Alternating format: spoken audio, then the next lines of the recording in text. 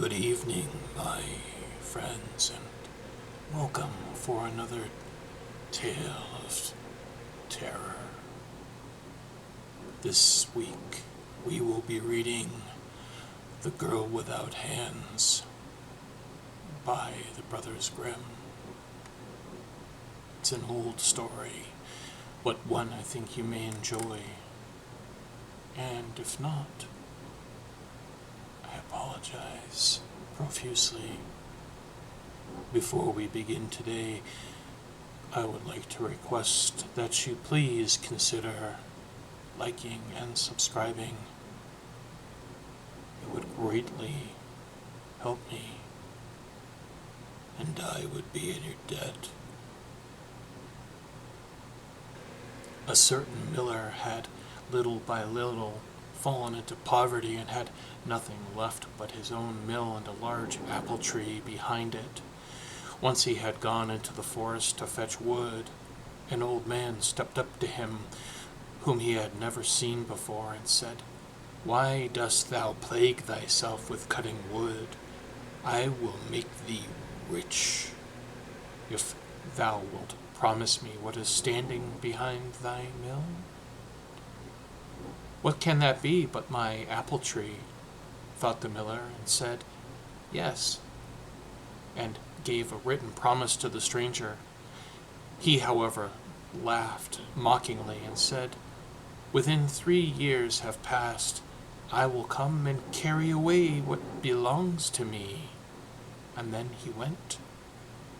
When the miller got home, his wife had came to meet him and said, "Tell me, miller, from whence comes this sudden wealth into our house?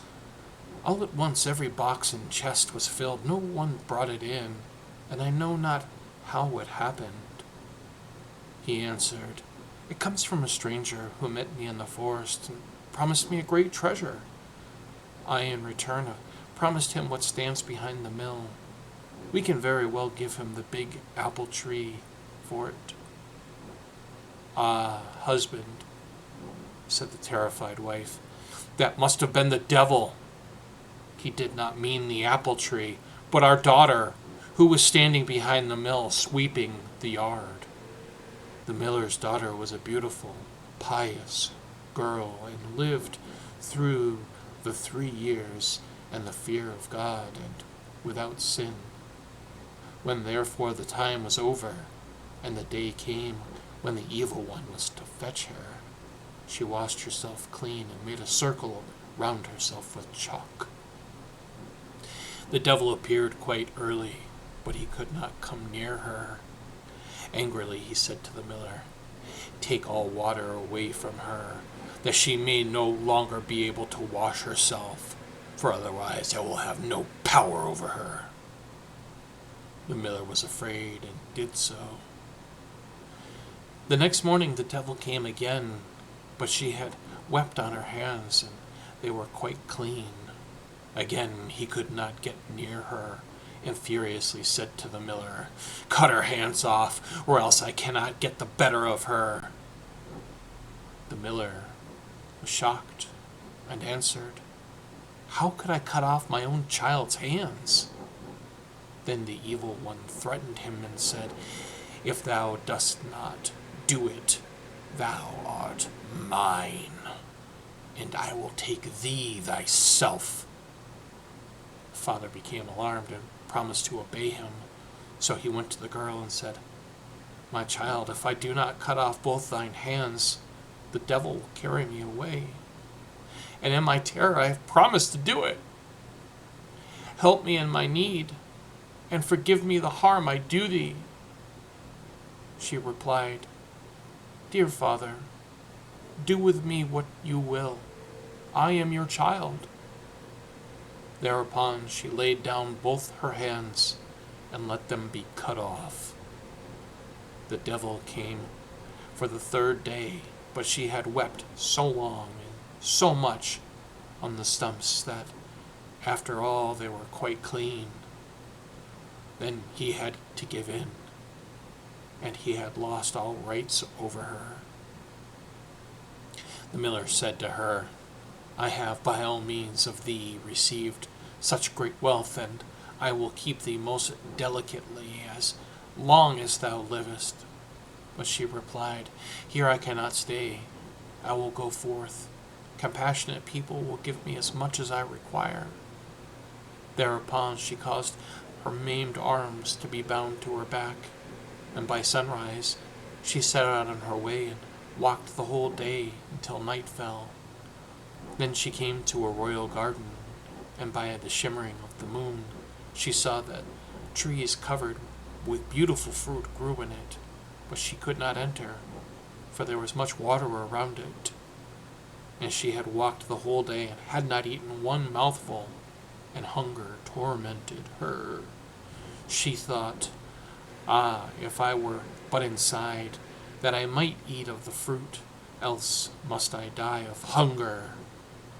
Then she knelt down, called upon God the Lord, and prayed, and suddenly an angel came toward her, whom made a dam in the water so that the moat became dry, and she could walk through it.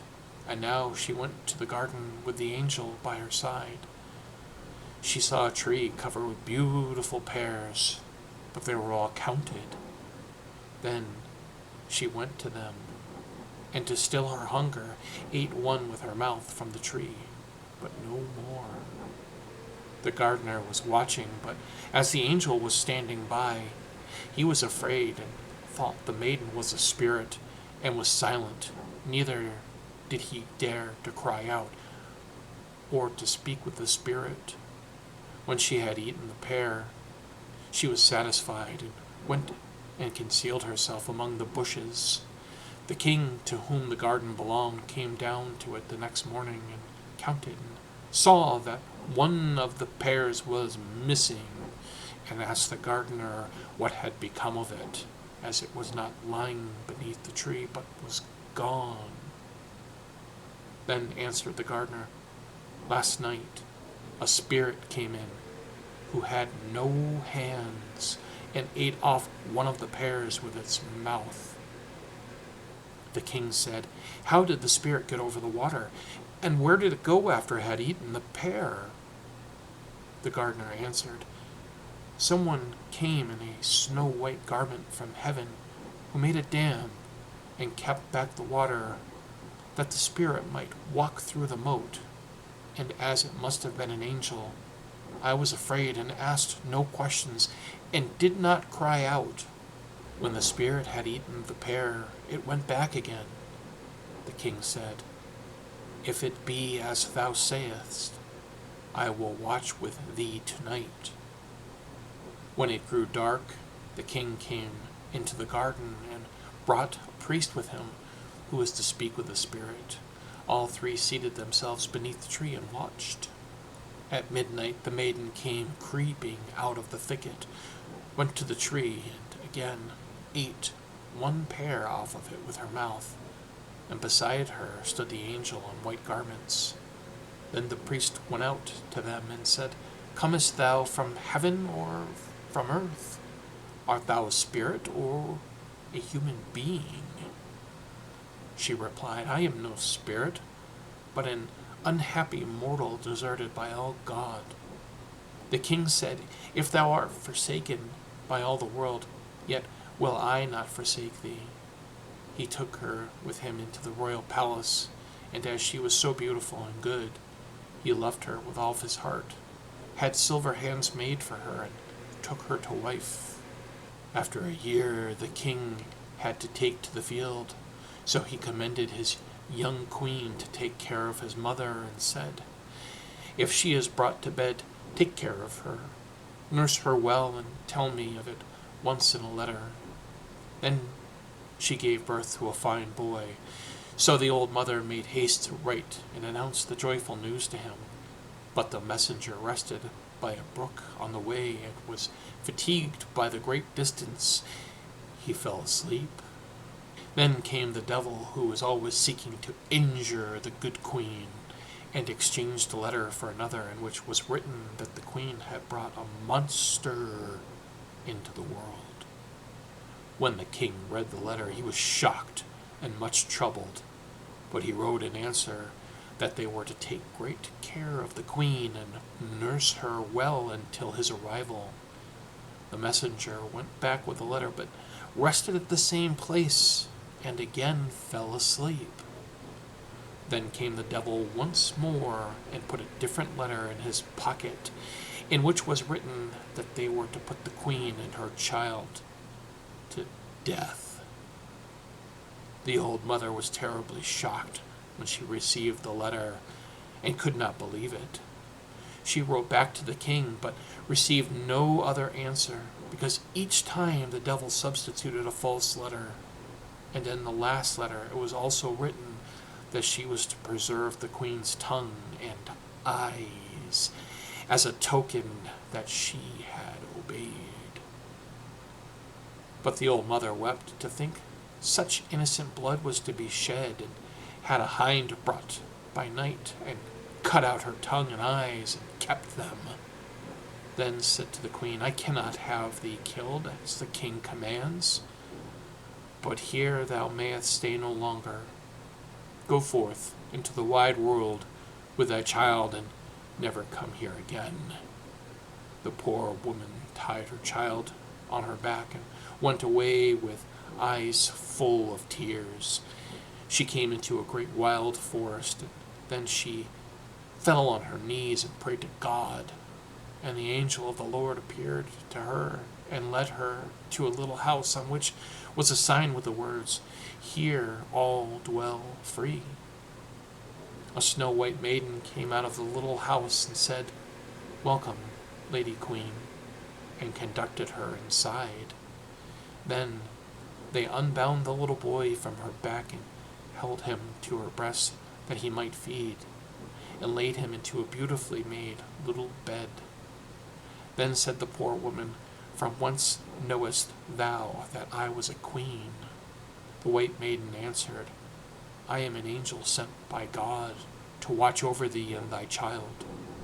The queen stayed 7 years in the little house, and was well cared for, and by God's grace, because of her piety, her hands which had been cut off grew once more. At last the king had come home from the war, and his first wish was to see his wife and the child. Then his aged mother began to weep and said, Thou wicked man, why didst thou write to me that I was to take those 2 innocent lives? And she showed him the 2 letters which the evil one had forged. Then continued, I did as thou badest me, and showed the tokens, the tongue and the eyes.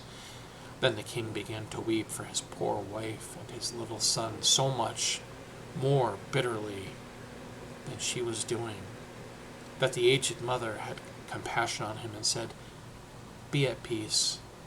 She still lives.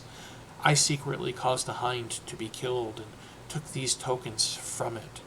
But I bound the child to thy wife's back and bade her to go forth into the wide world, and made her promise never to come back here again, because thou wert so angry with her. Then the king spoke, I will go as far as the sky is blue, and I will neither eat nor drink until I have found again my dear wife and my child, and if in the meantime they have not been killed or died of hunger. Thereupon the king traveled about for 7 long years, and sought her in every cleft of the rocks and in every cave, but he found her not, and thought she had died of want.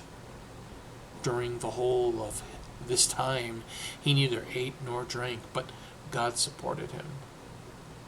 At length he came into a great forest, and found therein the little house, whose sign was, Here all dwell free.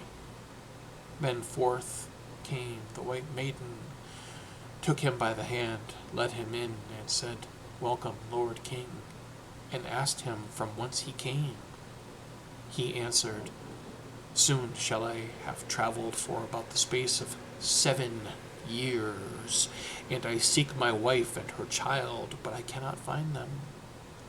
The angel offered him meat and drink, but he did not take anything, and only wished to rest a little while he laid down to sleep. and put a handkerchief over his face. Thereupon the angel went into the chamber where the queen sat with her son, whom she called Sorrowful, and said to her, "Go with thy child, thy husband hath come." So she went to the place where he lay, and the handkerchief from his face. Then said she, "Sorrowful, pick up thy father's handkerchief and cover his face again." The child picked it up and put it over his face again. The king in his sleep heard what passed, and had pleasure in letting the handkerchief fall once more. But the child grew impatient and said, "Dear mother, how can I cover my father's face when I have no father in this world? I have learnt to say the prayer, 'Our Father, which art in heaven.' Thou hast told me that my father was in heaven, and was the good God. And how can I know a wild man like this? He is not my father." When the king heard that, he got up and asked who they were. Then said she, "I am thy wife, and that is thy son, Sorrowful." And he saw her living hands and said, "My wife had silver hands." She answered, "The good God had caused my natural hands to grow again." And the angel went into the inner room and brought the silver hands and showed them to him. Hereupon he knew for certainty that it was his dear wife and his dear child, and he kissed them and was glad and said, "A heavy stone has fallen from mine heart."